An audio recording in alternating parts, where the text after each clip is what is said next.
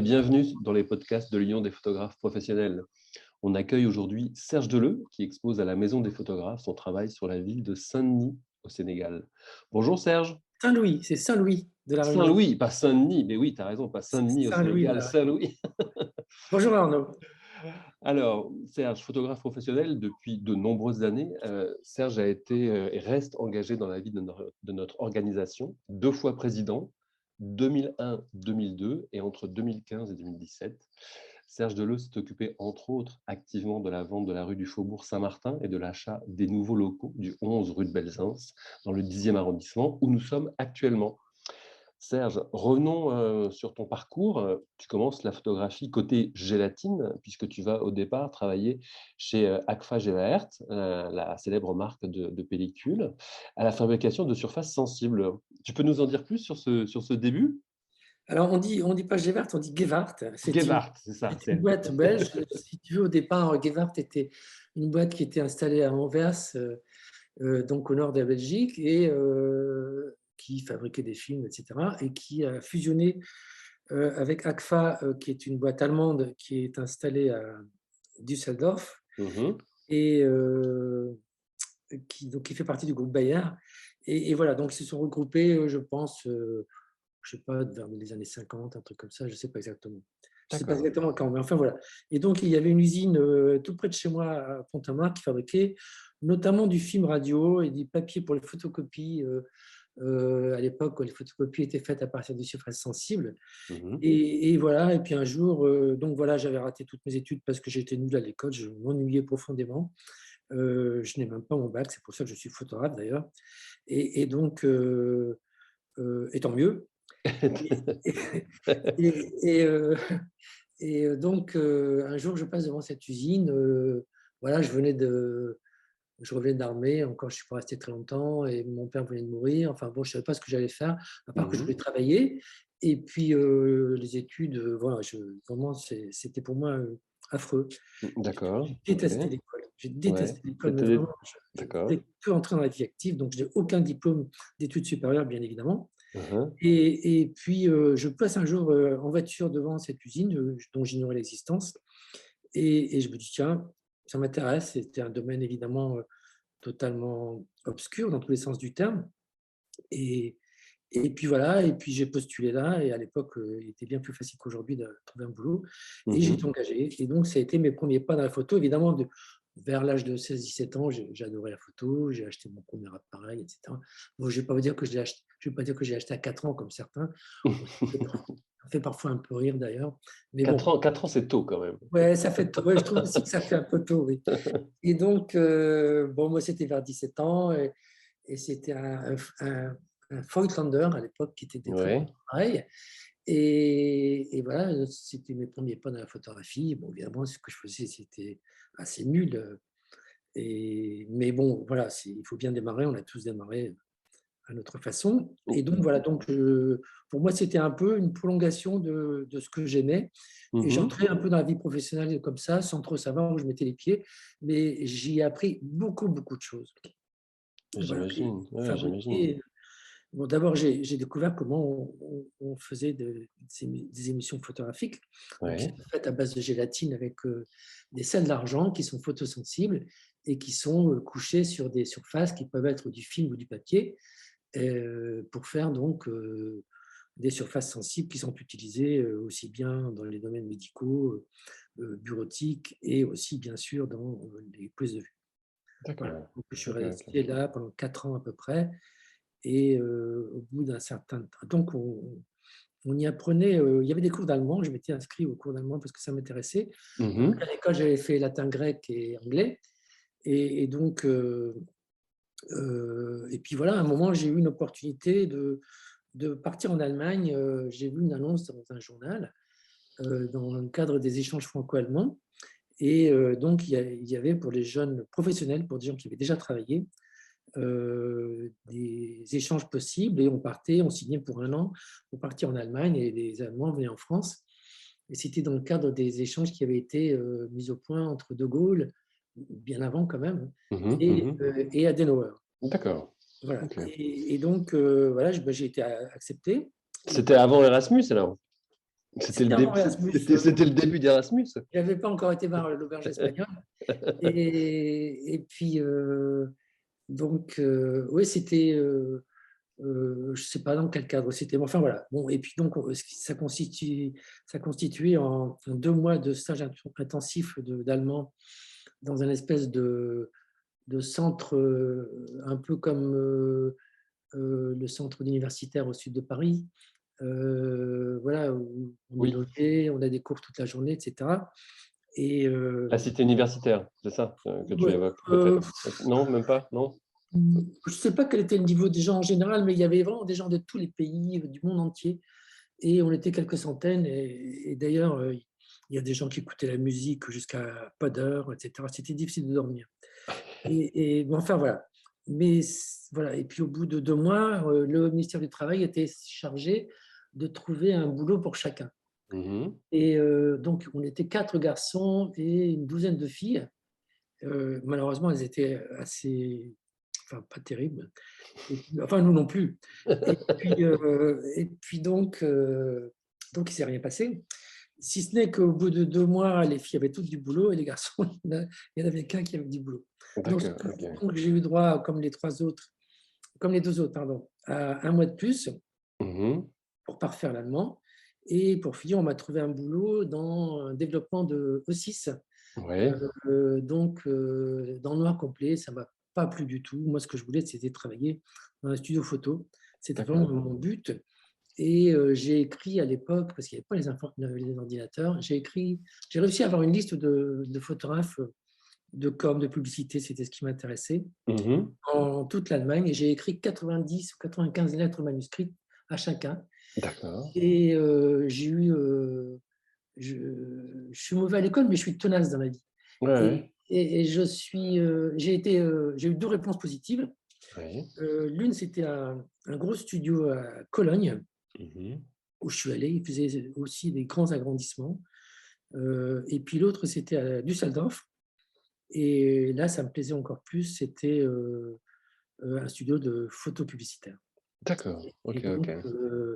donc, je devais faire normalement encore 10 mois, parce qu'en tout, c'était 1 an. Donc, en plus, enfin, dont les 2 mois de stage linguistique. Et pour finir, je suis resté 1 an et demi, tellement je me suis plu là-bas. Et voilà. Et donc, c'est là que j'ai appris vraiment mon métier. J'étais assistant Mhm. et on travaillait pas du tout au petit format, enfin au Grand moyen format, ouais, moyen et grand format tout de suite format, déjà? que Hasselblad et Sinard. Donc, à la D'accord. chambre, je pense qu'on était équipés jusqu'au 13-18. Et là, j'ai appris énormément avec la rigueur allemande. Et on avait des bons boulots, on faisait de la mode, on était partis sur des bateaux à Hambourg faire des photos de mode, on faisait des natures mortes, de la bière, un tas de choses. C'était extrêmement intéressant, très riche. Et j'ai réussi, heureusement, dans ma vie professionnelle, à joindre, à être très éclectique en Mhm. travaillant sur toutes sortes de domaines. Et je trouve que ce métier, il est fabuleux à ce niveau-là, ne serait-ce qu'à ce niveau-là, parce on les touche à tout, on a affaire à toutes sortes de milieux. Et ça, c'est vraiment intéressant et très, très enrichissant à titre personnel. Oui, bien sûr. Et là, tu avais un statut, quoi? Tu étais assistant ou tu étais premier photographe ou Non, deuxième non, non, j'étais photographe ou assistant. Il y avait un t'étais assistant? photographe, Mhm. j'étais son assistant tout le temps. Mais bon, au fur et à mesure, au début, évidemment, je démarrais. Mhm, Et puis mhm. après, au fur et à mesure, j'ai commencé à faire de la photo, etc. Un petit peu à la fois, quoi. Évidemment, je suis resté quand même plus d'1 an, 1 an et demi à peu près. Donc, au bout d'1 an et demi, j'étais plus du tout le même qu'en arrivant. J'imagine, j'imagine. Et ton retour en France, ça se fait en quelle année? Tu reviens, Alors tu après, je reviens? suis parti, de là, je suis parti pour 4 mois aux États-Unis. Ah oui, ça, tu fais ton. Ouais. Oui. Et donc, là, j'ai fait le tour des États-Unis en greyhound bus, avec très peu de Mhm. moyens financiers, parce que j'ai pas beaucoup de sous à l'époque. Enfin, c'est pas que j'en ai plus aujourd'hui, mais enfin, à l'époque, c'était encore pire. Et donc, d'ailleurs, à la fin du voyage, on faisait toutes les nuits, on faisait New York-Philadelphie, c'était 4 heures, et Philadelphie-New York, parce que ça permettait de dormir pendant 2 fois 4 heures, ça fait 8. Et D'accord. gracieusement, puisque à l'époque, le premier mois de Greyhound Bus, c'était 99 $, Ouais. et le deuxième mois, c'était 33 $, donc ce qui n'était rien du tout. Et ce qui fait que on a fait, c'était avec ma femme à l'époque, on a fait 31 000 kilomètres en Greyhound Bus pour 133 $. Puis après, on a encore fait un troisième mois, donc 6, 9, pour 150 $. Bon, D'accord. évidemment, dollars, enfin, la vie était plus chère à l'époque, enfin, c'était pas pareil, mais je veux dire, Ça a été pour votre maison, en tout cas. exactement. Les Grand Bus étaient vraiment, ils sont très beaux d'ailleurs, ils sont vraiment magnifiques, ces bus. On a dormi chez le consul de France, on a dormi à droite à gauche, enfin, on s'est débrouillé comme on a pu, mais c'était très intéressant. Et comme je faisais des photos pour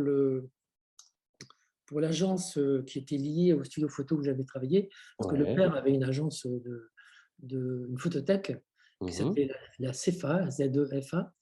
Et à l'époque, les photothèques allemandes, en tout cas, ne demandaient que du 6.6 minimum. On ne peut pas D'accord. faire de 24-36. Ne pas faire de Et donc, ce qui fait 24-36, que ouais. j'ai acheté, j'avais pas les moyens d'acheter un Blad, j'ai acheté en Allemagne un Pentagon, Mhm. PENT, pour ceux qui connaissent, 6.6. Ouais.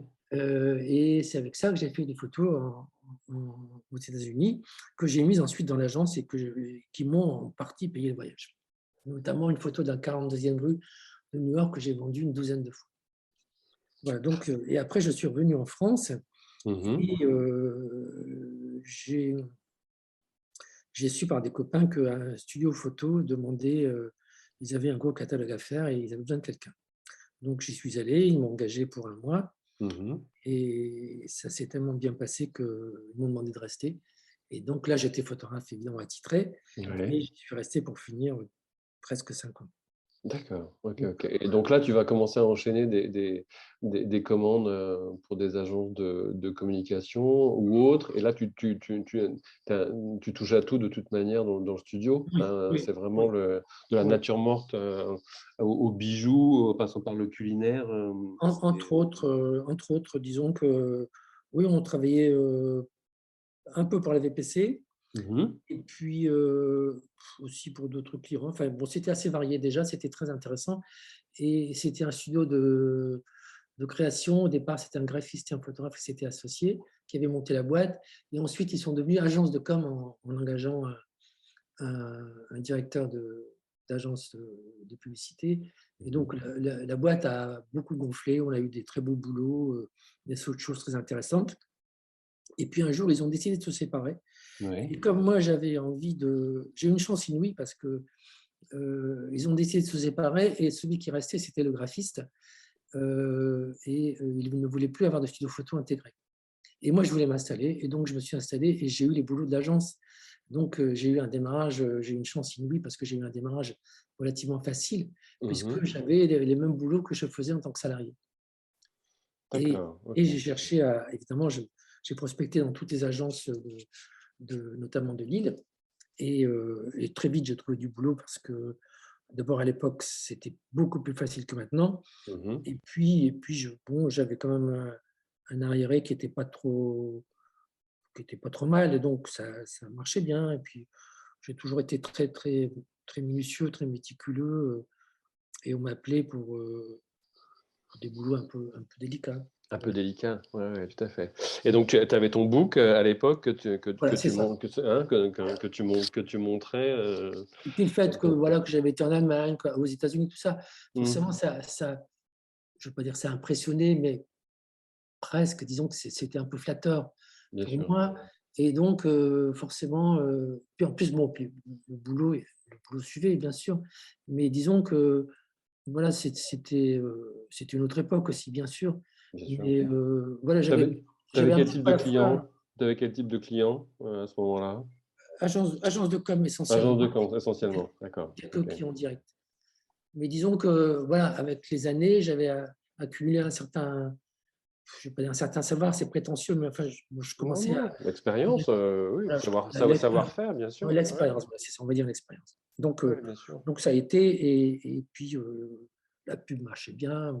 Évidemment, le numérique a changé, a bouleversé le métier, mais Hmm. à l'époque, c'était quand même plus simple, plus facile. Mais on se plaignait quand même. Absolument, absolument. Quand tu évoques le numérique, toi, tu bascules avec des boîtiers numériques à partir de quand? À peu près en 2005, je crois, 2004, quelque chose comme ça. Mhm. C'est-à-dire que bon, moi, donc quand je me suis installé, j'ai acheté là, bon, j'ai mis les moyens, enfin, je me suis endetté énormément. J'ai acheté Blad et Sinar. Ouais. Sinar jusqu'au 20-25. Donc, j'avais les trois formats, 4, 5, 13, 18, 20, 25, et le Blad, évidemment. Et le 24-36, j'en ai un aussi, mais vraiment pour le reportage, je m'en servais très peu. Et donc, attends, Tu étais excuse-moi, bien équipé, tu étais bien équipé en ouais, tout oui, j'étais bien. cas. Oui, oui. J'ai acheté à l'époque des Balcar. Ouais, Balcar existait à l'époque. C'était pas trop mal ce qu'ils faisaient, mais bon, ça tombait quand même souvent en panne. Après, j'ai acheté du Broncolor, du Broncolor, ok. qui est vraiment le top du top. Donc, Sinar, Hasselblad, Broncolor, j'avais ce qu'il fallait. Mhm, Et, mhm. et, et puis, attends, excuse-moi, j'ai perdu le fil. Quelle était la question? Non, non, alors on partait sur la partie digitale. Quand est-ce que tu as Ah oui, basculé, oui, pardon, pardon. en Oui. numérique, pardon. Alors, Quand est-ce que tu as basculé en numérique? voilà. Donc, le numérique, alors j'ai des copains qui s'y sont mis beaucoup plus vite que moi, au moins 5 ans auparavant. Et moi, je n'étais pas très chaud parce que, bon, au début, c'était quand même pas très au point. Oui, bien sûr. Il Non, y avait, c'était il y quand? avait Kodak qui avait sorti un appareil numérique qui coûtait d'ailleurs très cher. Mhm. Et j'ai un de mes copains qui l'a acheté, il était fou de numérique. Et comme il y avait déjà les réunions à LPPM, etc., enfin UPP, Ouais. donc on discutait tous ensemble et on échangeait nos expériences. Et ça, c'était vachement intéressant d'ailleurs. Et voilà. Et puis un jour, j'ai eu une commande via une agence pour ExxonMobil, donc qui est le Ouais. pétrolier, Mhm. un reportage au Cameroun et au Tchad. Et le pétrole est extrait du Tchad, mais comme le Tchad n'a pas d'accès à la mer, il transite par le Cameroun. Et donc, Mhm. il fallait faire tout un reportage sur la logistique qui entourait l'extraction du pétrole. Et là, je me suis dit, bon, j'achète un numérique. En plus, je devais filmer. Ah Donc, oui. j'ai loué une caméra, un truc d'assez bonne qualité. Mhm. Et je me suis dit, là, il faut que j'arrête l'argentique, il faut que je parte sur le numérique. Et donc, j'ai acheté un Nikon à ce moment-là. Et je me suis dit, je ne peux pas partir avec de l'argentique, c'est pas possible en ayant à faire tout ça. Mhm. Mhm. Et puis voilà, j'ai rangé ma Sinar dans sa valise, j'ai rangé mon Hasselblad dans sa belle valise métallique, et je ne les ai jamais ressortis. D'accord, ok. Et t'avais déjà un background technique, mais tu avais déjà le background, on va dire, lié au développement d'héros et tout ça, et avec une connaissance de Photoshop et Pas du autres, tout, pas ou, du tout. Je m'y suis mis par la force des choses au moment ouais. même, mais j'ai toujours gardé j'ai été élevé à l'argentique, je le dis Mm. toujours, et ça reste. Et je veux dire par là que moi, Photoshop et tout ça, ça me gave, mais ça ne m'intéresse pas du tout, mais vraiment pas du tout. Et l'avantage, moi, je pense que pour le photographe, numérique argentique, c'est exactement pareil, parce que de toute façon, ce qui compte, c'est le cadrage, la lumière, l'œil, c'est tout ça. Mm. Bon, Mm. l'outil, voilà, c'est pas parce qu'on me donne une trouvaine que je vais savoir monter un mur. Donc l'outil, il est relativement secondaire, c'est le savoir-faire qui compte. Et la différence, et je prends toujours cette métaphore, la différence, c'est qu'avant, on choisissait son film en fonction du sujet avant la pose de vue, et maintenant, on Mhm. choisit après. Et au lieu d'avoir 4 ou 5 films comme on avait, il y avait Fuji, Kodak, Agfa, etc., avec différentes émissions chez chacun. Mhm. Et maintenant, on a non pas 10 émissions ou 5 émissions, on en a une infinité. Et pour moi, ce que je fais derrière, c'est ce que je ferais sous l'agrandisseur, c'est-à-dire que je choisis les contrastes, un peu la saturation, la luminosité. Voilà, donc des Ouais. réglages basiques, mais je ne retouche pas proprement les images. J'aime pas d'ailleurs quand on dit le terme retoucher. Le terme retoucher, pour moi, c'est vraiment entrer dans l'image et la modifier. Oui, c'est une post-production Voilà, classique pour livrer des voilà. TIFF ou JPEG, donc ouais, bien sûr. Ouais. Voilà, régler le contraste et la lumière, enfin la lumière, la luminosité éventuellement si on s'est planté de un tiers de diaph, pour moi c'est pas de la retouche, Non, non, c'est non, du bien sûr. réglage. Voilà. Et donc je fais le réglage en numérique et j'avoue que c'est un magnifique outil à ce niveau-là, d'autant plus qu'on peut aussi travailler géographiquement dans une image, un peu comme on le fait sous un agrandisseur avec les mains en faisant venir une partie plus qu'une autre. Mais mais voilà, mais ça s'arrête là. Ça s'arrête là. Et je trouve d'ailleurs, mais après c'est une question de goût personnel, que les gens qui manipulent trop de numérique, à part quelques-uns qui font vraiment un très beau boulot de création, je trouve que souvent c'est quand même assez ringard. Enfin bon, c'est mon point de vue. Et donc, et alors en plus, ce qui m'agace profondément, c'est quand je vois des expositions où visiblement on a tiré sur le curseur d'accentuation Ah de oui. démesuré. Et ça, je me dis vraiment, là, vraiment, pour moi, il ne faut pas avoir beaucoup de culture photographique pour faire ça. Je suis un peu sévère, mais vraiment, c'est ce que je pense. Voilà. Très bien, très bien. Alors, en parallèle de ton travail de commande, tu vas tomber sous le charme de Saint-Louis du Sénégal. Comment ça s'est passé cette découverte? Raconte. Alors, à Saint-Louis, bon, d'abord, j'ai toujours aimé voyager, donc je suis Mhm. plutôt un photographe enfermé, en plus seul. J'ai toujours voulu travailler seul, parce qu'ici, j'ai pas mal de copains sur la région du Nord qui travaillaient à l'époque. Maintenant, ça a changé beaucoup, enfin, ça existe encore, qui travaillaient en VPC. Donc, avec des Mhm. gros Bien sûr, studios, bien sûr. Ouais. une armée de photographes. La Redoute a été quand même, Voilà, la ouais, Redoute, les entre Trois autres, entre Suisses, autres. Ouais, bien sûr. Ouais. les Trois Suisses, Coel, etc. Donc, beaucoup de Ouais. photographes ici travaillaient là-dessus et je ne les enviais pas parce que c'est un travail, voilà, ils deviennent gestionnaires de studio, c'est plus photographe. Et moi, j'ai toujours tenu à travailler seul. D'abord, de toute façon, j'ai beaucoup de mal de travailler avec d'autres personnes et je suis très solitaire. Et donc, Mhm. ça me va très bien, la nature morte, voilà, avec un objet qui reste là, qui râle pas si je mets des heures à le photographier. Donc ça me va très bien. Et donc à côté de ça, comme j'aime beaucoup découvrir enfin, tout ce qui est...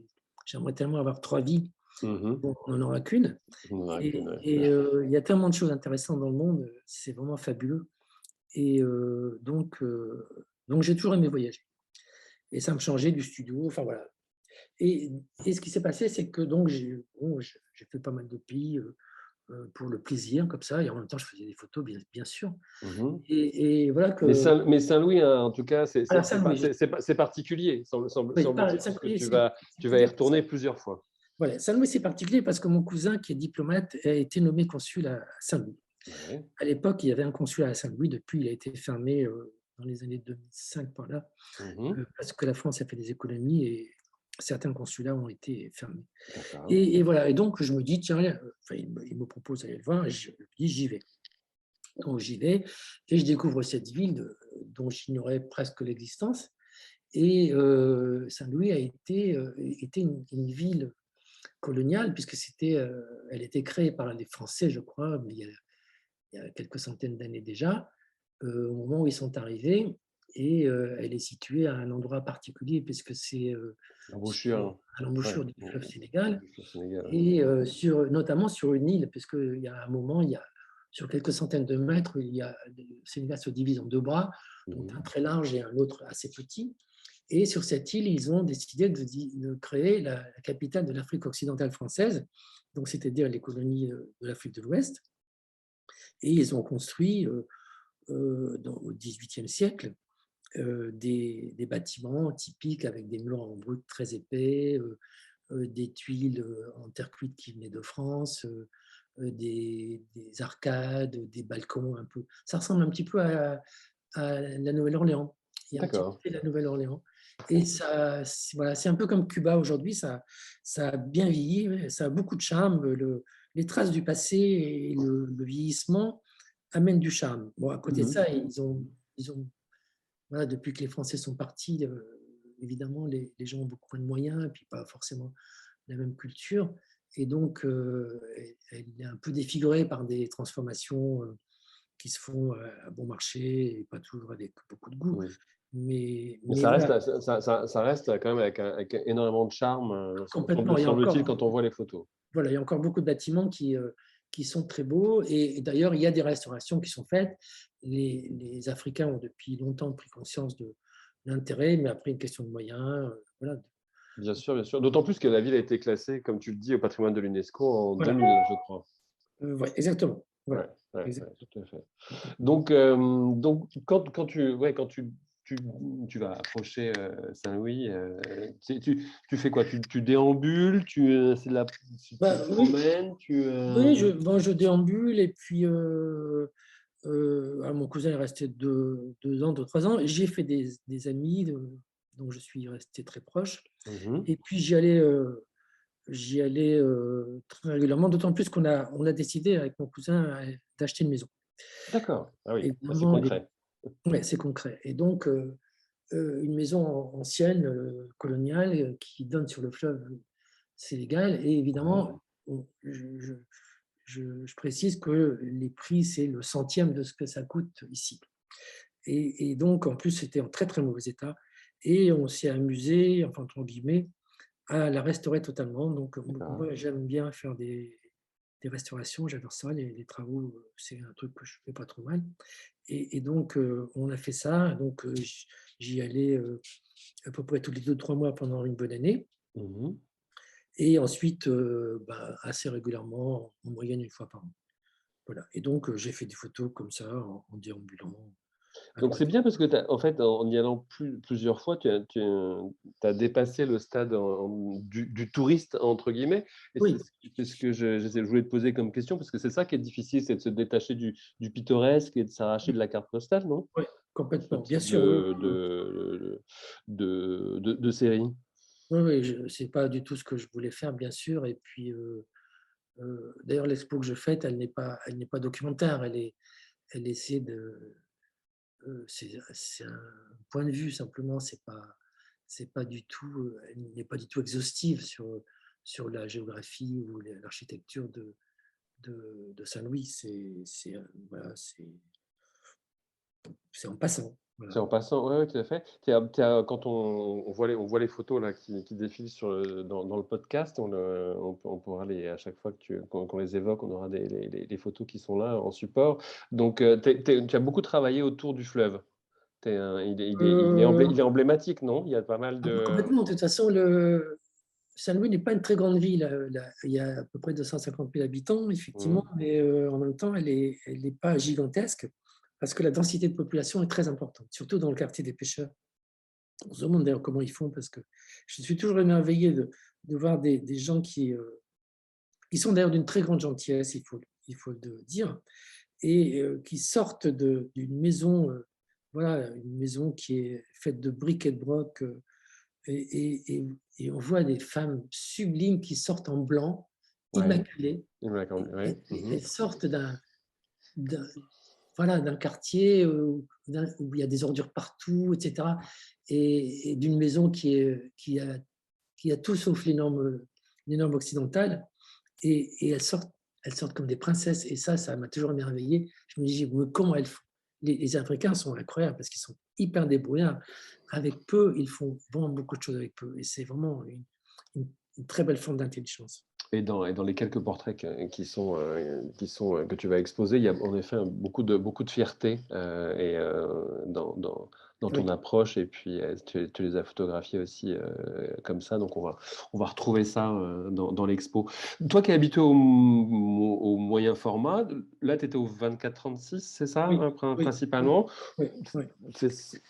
T'as pas, tu préférais être au 24-36, ça s'est fait naturellement. T'as pas voulu transporter, on va dire, Non, ta chambre, ou c'était pas ta non, manière de travailler. ah non, non, de toute façon, la chambre, elle n'est jamais sortie du studio, quasiment, sauf pour photographier de l'architecture. T'aurais pu. Ouais.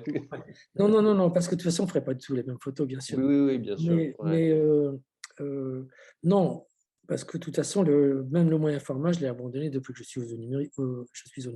Ouais. Donc non. Et en plus, là, j'ai travaillé avec un Fuji X100, Ouais. qui est un appareil qui n'est même pas un 24-36, c'est un demi-format.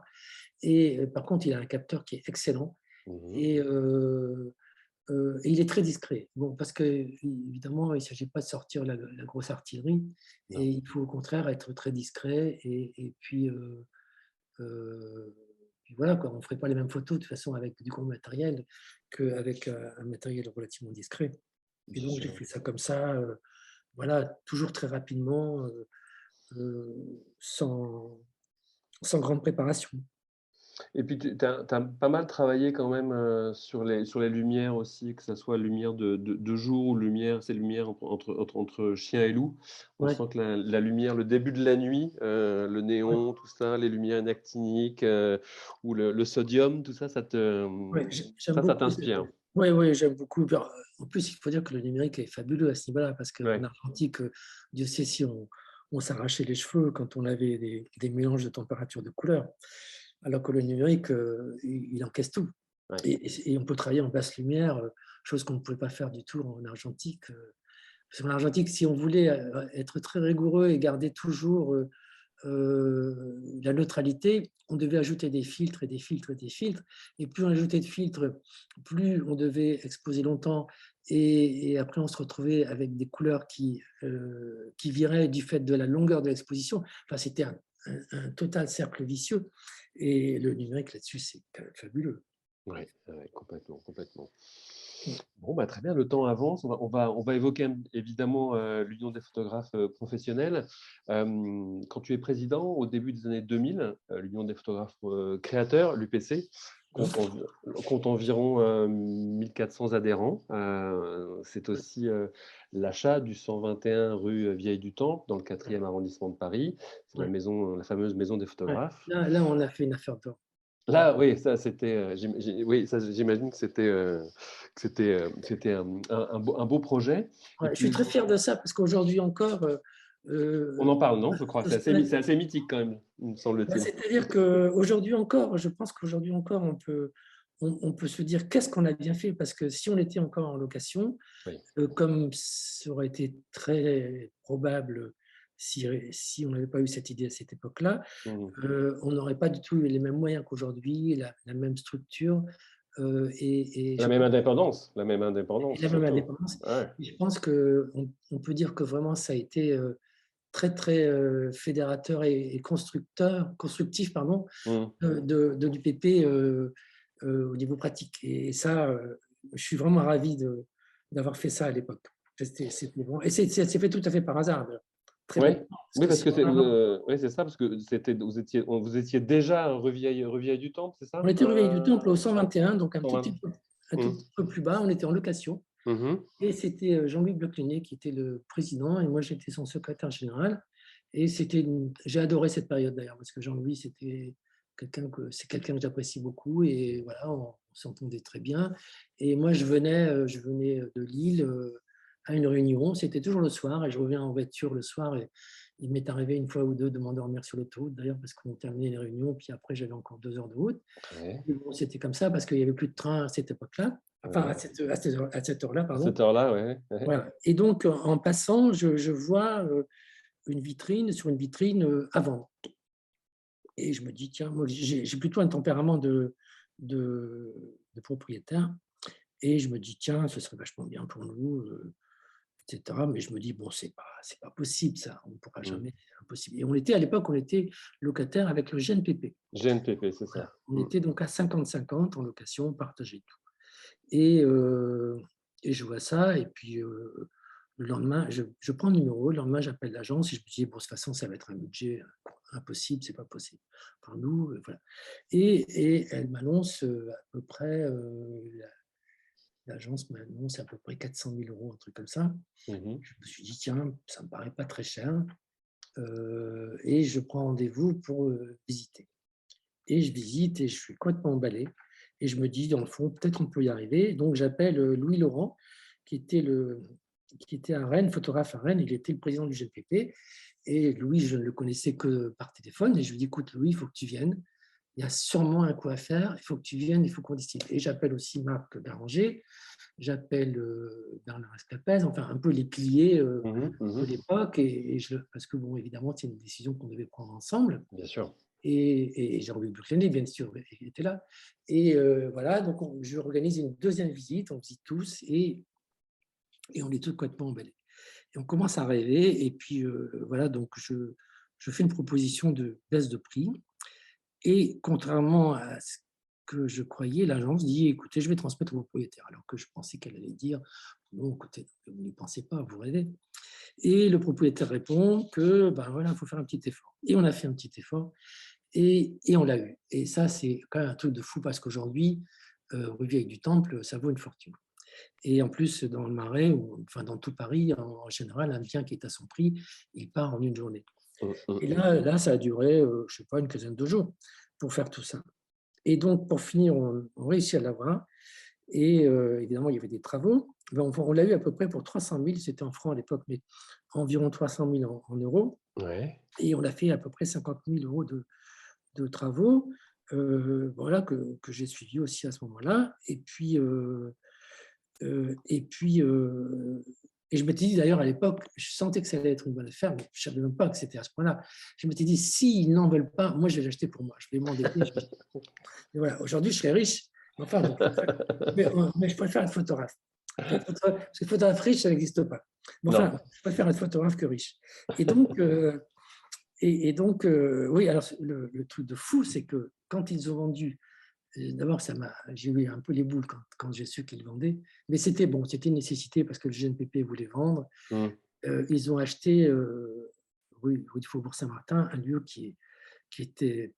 Enfin, moi, je n'avais pas du tout ce lieu. Si j'avais été au conseil, j'aurais tout fait pour qu'il ne soit pas acheté parce que c'était un lieu très difficile à chauffer, épouvantable en l'été. C'était une cour intérieure qui était je ne sais pas si tu l'as connu, Arnaud, peut-être pas. Je l'ai pas connu. Moi, j'ai C'était pas une cour connu. intérieure avec une verrière, donc très haut de plafond, un volume gigantesque pour une surface utile très très faible, enfin relativement très très faible. Mhm. Et puis la galerie en fond de cour, enfin bon, mais c'était alors qu'avant on avait une galerie rue Vieille du Temple. Je reviens sur ces années-là, parce que c'était aussi l'aboutissement du combat pour l'exonération de la taxe professionnelle, Ouais, hein. ouais. C'était engagé par Marc Garanger dès 1980, donc poursuivi par Christian Chamouras, évidemment Bernard Esclapez, Eric Delamarre, Pascal Kitmel et les équipes de l'époque. Et On, puis, et puis on s'y est tous mis là-dessus, c'est hein. ça, oui, oui, oui, bien sûr, toi y inclus, bien Non, non, non, entendu. non, c'est pas ce que je veux dire, mais je veux dire, c'était vraiment tout le C'était, monde. ouais. Voilà. Et je dois dire, il faut rendre à César ce qui est à César. C'est Pascal Kitmel Mm. qui a réussi, parce que lui, il connaissait Alain Lambert, qui était Sénateur, c'est ça. sénateur de l'Orne. Je ne sais pas, un sénateur, c'est pas par département, je ne sais pas bien, non, je crois pas. Pascal me l'a raconté, Ouais. cette victoire épique. Donc, Et voilà. Et donc, Alain Lambert, qui aime la photographie et qui était sur Alençon, donc dans le fief de Pascal. mhm. Donc, Pascal l'a sensibilisé et tout ce qu'on avait essayé jusque-là n'avait pas marché. Et c'est ça qui a marché. Donc, c'est Pascal Kitmel qui est à l'origine de la réussite, bien que tout le monde ait travaillé là-dessus. Mais je veux dire, c'est lui qui a fini par débloquer la situation grâce à Alain Lambert. Et ça a été voté, je me souviens, on regardait en direct à l'époque, c'est vers 2 heures du matin, il y avait 15 députés ou 20 députés et ça a été voté à l'Assemblée, je ne sais plus dans quelle année, il y a 15 ans à peu près. Euh, ouais, c'est quoi, 2003, 2004 Ouais, dans ces eaux. c'est dans ces eaux-là, ça. Ouais. Ouais. En 2022, évidemment, on travaille toujours grâce aux victoires de nos aînés.